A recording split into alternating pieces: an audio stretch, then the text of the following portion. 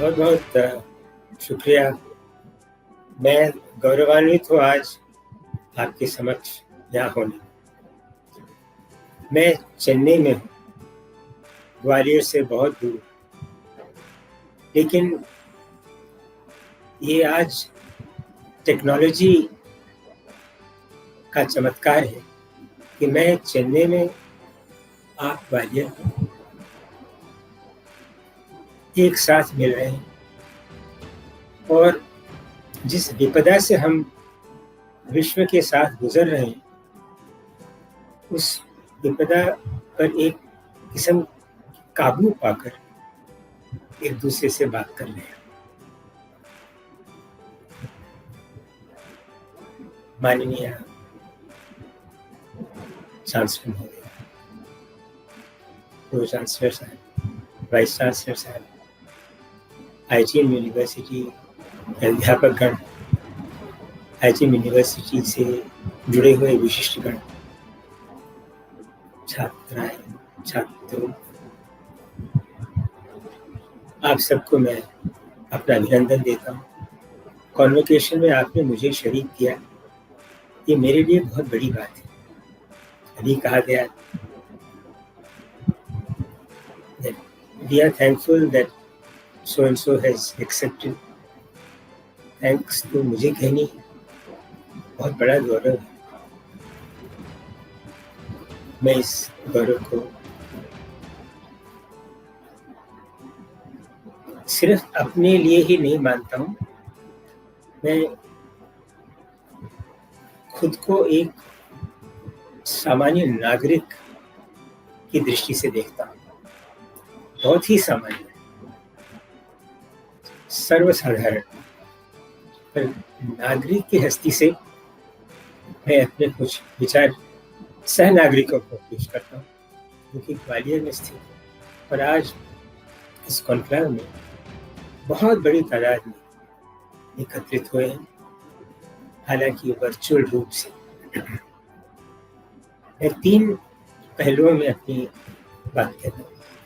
एक, सामयिक और स्थलवार। सामयिक और स्थलवार। सामयिक विचार ये है कि हमने आज के वायरस स्थिति पर काबू पूरी तरह से नहीं पाया है। Health care workers, doctors, nurses, laboratory assistants, sanitary workers have been correctly described as warriors. जिस श्रद्धा से, निडरता से और संयम से वो लोग काम कर रहे हैं देश भर में, वो सिर्फ प्रशंसा के योग्य नहीं, हमारी कृतज्ञता के योग्य है। लेकिन वो जितना भी कर रहे हैं, वो हम जो कर रहे हैं उस पर निर्भर है। उनकी सफलता हमारी योगदान पर निर्भर है। पर हम नागरिक, जिनके लिए वो अपनी जान खतरे पे रख रहे हैं, उतना नहीं कर रहे हैं जितना हमें करना चाहिए। मैं अभी एकांत में हूँ, अपने घर में हूँ, मास्क पहनने की आवश्यकता नहीं है। लेकिन हमारे माननीय प्रधानमंत्री जी ने, हमारे स्वास्थ्य मंत्री जी ने जितने बार कहा है, उतने बार कहा है कि मास्क पहनना बहुत जरूरी है। लेकिन क्या हम पहन रहे हैं? अगर हम अपनी ओर से अपना कर्तव्य नहीं निभाएं, तो हमारे हेल्थ केयर वर्कर्स ये खतरा क्यों मोल? हमें अपने आप को बहुत गंभीरता से सोचना है। आज मैं शहर में कहीं जाता हूँ, बहुत जरूरी काम से जाता हूँ। मेरी अवस्था जो भी है उसको ध्यान में रखते हुए मैं बहुत कम बाहर जाता हूँ। तो जब भी जाता हूँ मैं देखता हूँ मास्क या तो नहीं पहना है या यहाँ पहना है, नाक के नीचे। ये लापरवाही बहुत महंगी पड़ने वाली है। सोशल डिस्टेंसिंग के बारे में मैं ये भाषण नहीं दे रहा हूँ, मैं सिर्फ यही कह रहा हूँ, और भाषण के तौर पे नहीं, विचार के लेने देने कि समाज की ओर से अगर हम आज जैसे हैं वैसे ही चलते रहें तो वायरस पर भारत काबू नहीं पा सकेगा। और हेल्थ केयर वर्कर्स जो कर रहे हैं डटकर, निडरता से, उनका काम और कठिन हो जाएगा। अमेरिका में आप देख रहे हैं there has been a second wave। आज हर रोज वहां 3,000 लोग मर रहे हैं। हमें ऐसी आफत नहीं मिली। स्थलवार, सामयिक बात नहीं, स्थलवार पड़ा।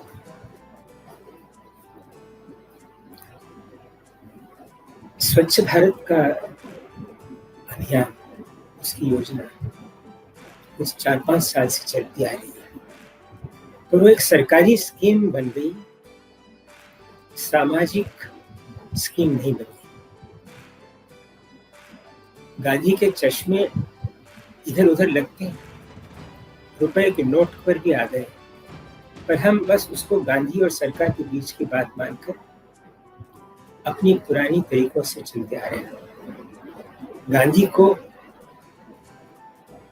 इस कार्यक्रम से जोड़ना सही है, क्योंकि स्वच्छता पर गांधी ने बहुत जोर दिया था। हालांकि स्वच्छता पर जो उन्होंने जोर दिया था वो बाकी कई योजनाओं का एक अंश था। पहला अंश था सत्यवादिता, सत्याग्रह, और फिर हिंदुस्तान को स्वतंत्र बनाना है तो हिंदुस्तान को स्वच्छ भी बनाना है, ये उनका ध्येय था। और स्वच्छता केवल शारीरिक नहीं, वातावरणिक नहीं, सामाजिक स्वच्छता। लेकिन मैं कहूँगा कि स्वच्छ भारत अभियान में गांधी के नाम को जोड़ना सही है, लेकिन अब वो सरकार और गांधी के बीच की बात बनकर एक जगह रुक गई। अगर हम हाइजीन, कंजर्वेंसी, स्वच्छता को पहले जैसे ही हम चलाते आए तो आप मान लीजिएगा कि कोविड-19 दूर हो न हो, कोविड-20, 21, 22 जैसे आते रहेंगे, क्योंकि दुनिया का वातावरण ऐसा है। अस्वच्छता दुनिया में है, वुहान चाइना में है, लेकिन हर शहर में वुहान है, हर मोहल्ले में वुहान है, हमारे हर व्यक्ति के अंदर एक वुहान है। और जब तक हम उससे नहीं निपटेंगे तब तक ये महामारी चलती रहेगी। ये प्रकृति का दंड है, मानव जाति पर प्रकृति का दंड है।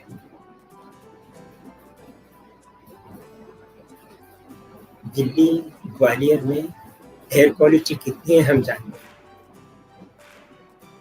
एयर क्वालिटी से लंग्स पे जो असर होता है, उससे कोविड से जूझना कितना कठिन हो गया ये हम जानते हैं।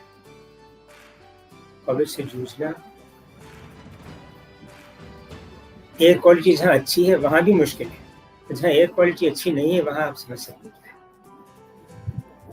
आज सामयिक और स्थल वाली बात मैं यहाँ छोड़ता हूँ, और अब मैं एक सामाजिक बात कर रहा हूँ।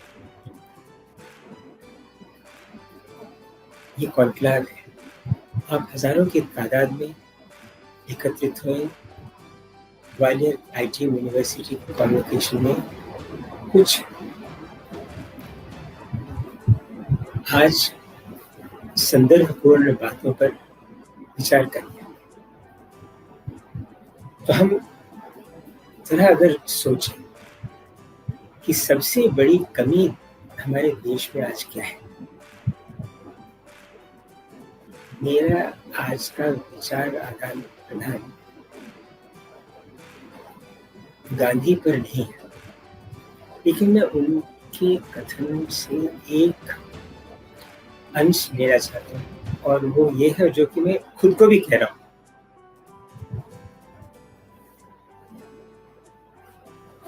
दो चीजें जाती रही,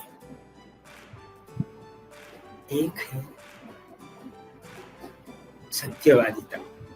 आईटीएम यूनिवर्सिटी का बहुत सुंदर मोटो है, असतो मा सद्गमय, असतो मा सद्गमय, असत्य से सत्य की ओर।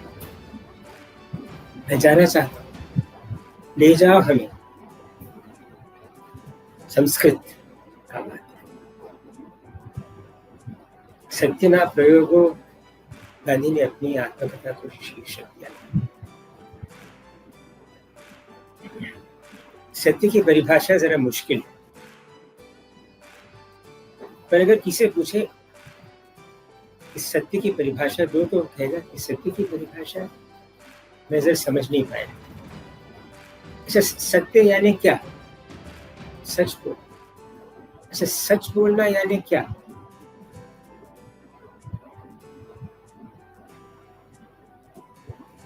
असतो मा सद्गमय संस्कृत का है, लेकिन आप में से कई लोग हिंदी फिल्म जगत से जुड़े हुए होंगे, मैं जुड़ा हूं दर्शक और श्रोता के नाते। हिंदी फिल्म सॉन्ग्स का मुझ पर बहुत गहरा प्रभाव है। मैं आज ये खुशी से कह रहा हूं, जो गाना आप जानते हैं, असतो मा सद्गमय का मौलिक और कार्यवाहिक दैनिक रूप एक हिंदी फिल्म सॉन्ग में मिला है। मैं कहूं उससे पहले आप उसको पकड़ गए होंगे। सजन अली झूठ मत बोल, खुदा के पास जाना है, न हाथी है न घोड़ा है, वहां पैदल ही जाना है, चलो झूठ मत बोल। सत्य की परिभाषा ढूंढने एक लालटेन लेकर हमें कहीं अंधकार में जाने की जरूरत नहीं है। सत्य की परिभाषा सिर्फ यही है, झूठ मत बोल। आज झूठ बोलना प्रचुर है। मैं इसमें और गहराई से नहीं जाना चाहता, और मैं खुद को कह रहा हूं, झूठ बोलने में एक और बात भी जुड़ी है। वो ये है कि जब सच बोलना होता है तो सच को न बोलकर खामोश रहना भी एक किस्म का झूठ है।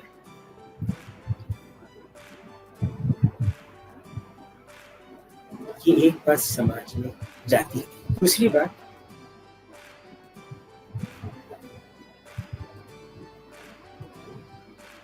गुजराती आप लोग न जानते हो, कोई हर्ज नहीं, पर हर हिंदी भाषी, और बल्कि हिंदी भाषी नहीं, हर हिंदुस्तानी इतनी तो गुजराती समझ लेगा, दूर पराई जाने।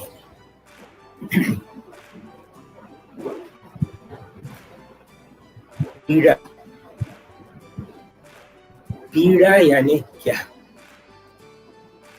ये हम सब जानते हैं, क्योंकि हम सब किसी न किसी प्रिय व्यक्ति को खो चुके हैं, किसी अभिलाषा को खो चुके हैं। इसलिए पीड़ा का मतलब हम सब जानते हैं, लेकिन पराई की पीड़ा जो है,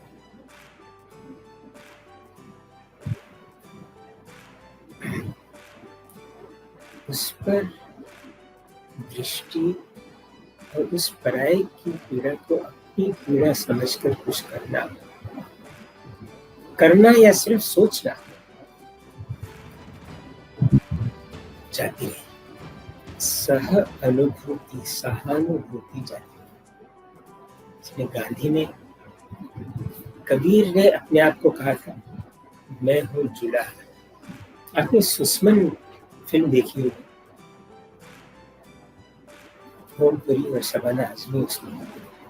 सुस्मन कबीर के गानों से जुड़ा हुआ है, उसी से बना हुआ, उसी से बुना हुआ है, उसमें बुनकर है। उसमें गाना कबीर कहता है, मैं हूँ जुलाहा। तो गांधी ने कहा था, मैं हूँ कत्तन बुनकर, मैं हूँ कत्तन बुनकर, मैं हूँ खेडूत यानी किसान, मैं हूँ बंदी। तो इन सब की पीड़ा को अपनी पीड़ा मानकर कुछ करना स्वतंत्रता प्राप्ति से भी ज्यादा जरूरी था। पर पीड़ा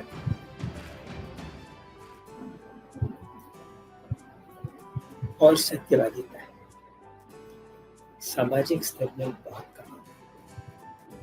मेरे पास अब 5 मिनट है, 5 मिनट बहुत होते हैं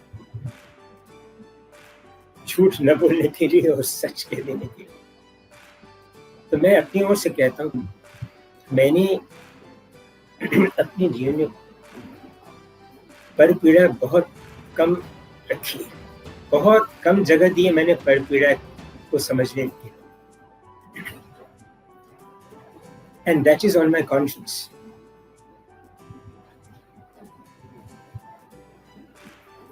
अंतरात्मा करके जो होता है उसकी भी परिभाषा बहुत मुश्किल है। अंतरात्मा यानी क्या, वो कौन सी चीज है? उसी को शायद कबीर ने सुस्मन कहा, सुस्मन तार से बीनी चदरिया, सूक्ष्म तार से बीनी चदरिया। पर अंतरात्मा है करके, अंतरात्मा करके कोई चीज होती है। There are 3 words in English: please, sorry and thank you. Please, sorry and thank you. ये बहुत कम इस्तेमाल होते हैं, हैबिट से हो जाते हैं। किसी भी चीज के लिए कोई पानी भी तो नहीं हम थैंक यू कह देते हैं, लेकिन आंतरिक रूप में सॉरी कहना, माफी मांगना बहुत कम हो गया है। मेरे से गलती हुई है, मुझे माफ करिए, ये हमने सुने बहुत बहुत समय हो गया। अशोक ने कलिंग से जो हुआ उसके लिए माफी मांगी, शिला पर कंदहार से कर्नाटक तक शिला में उसने माफी मांगी। लेकिन वो अनुताप, अनुशोचना जिसे कहते हैं, रिमोर्स या माफी मांगना, कौन माफी मांगता है आज? तो आज अगर माफी कोई नहीं मांगता है तो क्या इसका मतलब है कि गलती कोई नहीं कर रहा है?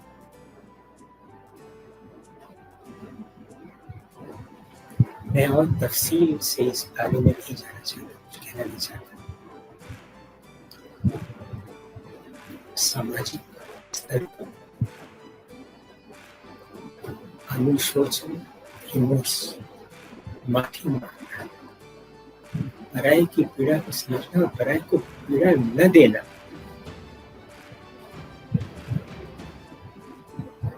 जाते रहे। मैं अपने आप को कह रहा हूँ, मैं आपको नहीं कह रहा, मैं खुद को कह रहा हूँ।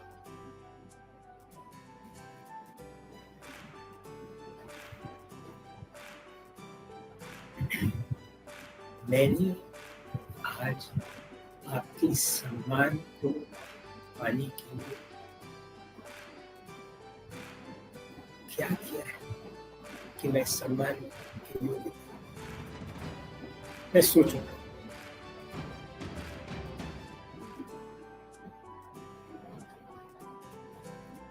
मेरे पास उसका जवाब नहीं, सोचूंगा जरूर। पर आपने दिया और मैंने दिया, उसकी योग्य बनने की कोशिश करूंगा। जहाँ खुद से गलती हो तो माफी मांगना अपना कर्तव्य समझो। शायद 2 मिनट रहते हैं। सामयिक, स्थलवार और सामाजिक बात मैंने कही। अंत में एक मानवीय बात तत्व कहकर अपने विचार पूरा करता हूँ। मैंने एक फिल्म सॉन्ग की बात की।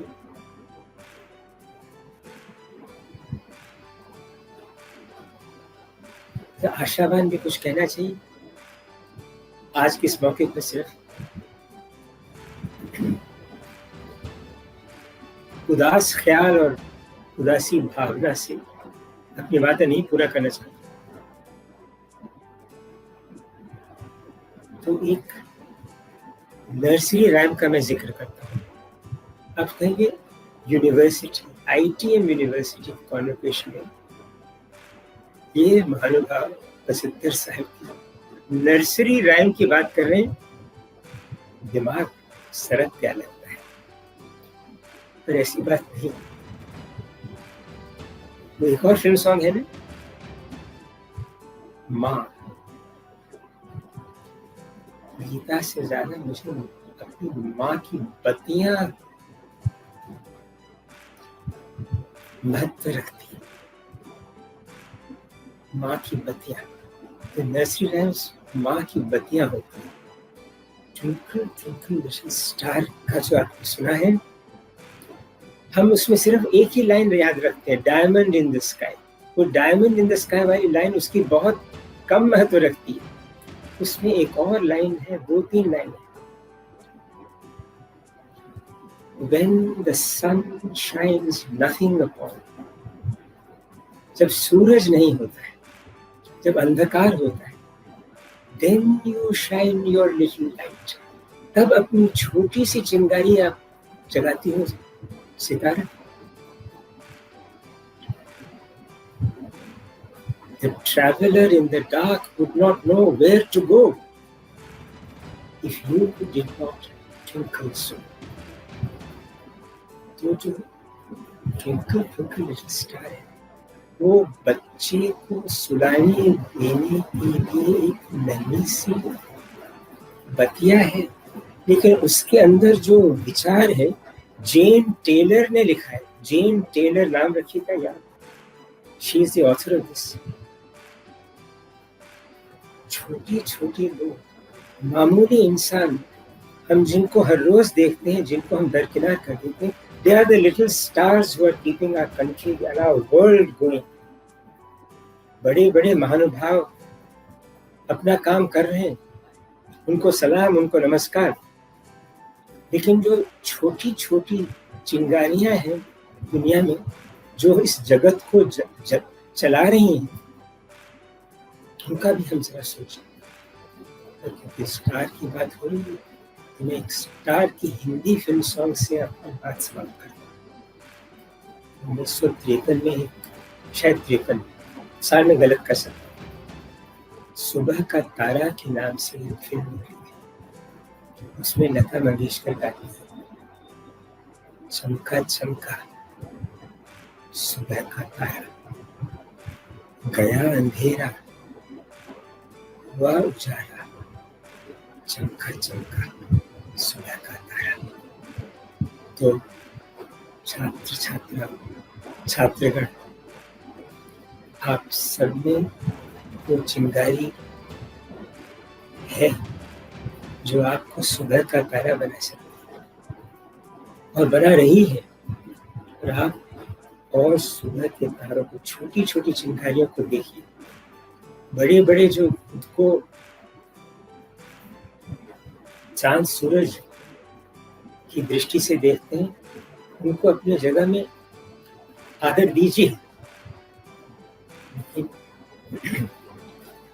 उन छोटी छोटी सितारों को देखकर उनका अनुकरण करिए, क्योंकि वे ही आज हमारे इस तमस में उस सितारों जैसे दिख रहे हैं जो कि कुछ दिनों के लिए दिल्ली और गुड़गांव की रात के आसमान में ये दिखने लगे थे, जब भीड़ भड़का कम हुआ था, जब प्रदूषण रुक गया था, जब आदमी सांस ले सकता था डरे बगैर कि हाँ, हमें वायरस खत्म करना।